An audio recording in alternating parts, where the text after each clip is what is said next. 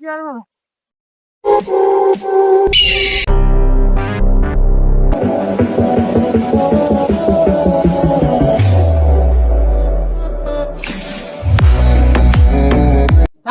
দেখলে অসুবিধা হয়নি।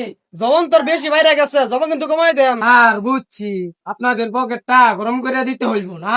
বেশি বাইরে গেছস, বেশি ভাবতে যাইলে এক 307 ঢুকাই দিব। হ্যাঁ জিল্লু মাল্লা দে। এই ধরুন ছাড়, এখানে 4 লক্ষ টাকা আছে। আর এবার আগে দিবি না, তাহলে তোর এতক্ষণ ঝামেলা হয় না। এখন আমার পকেটে গরম, আমিও ঠান্ডা। আর একটা কথা বলবো, আর বেটা বল, কোনো সমস্যা নাই, কেন পকেট গরম আছে। স্যার গিরি যেমন আগুন ছাড়া জ্বলে না, আর আপনাদের মতন সরকারি লোকেদের পকেট তো কোনো পড়ে না।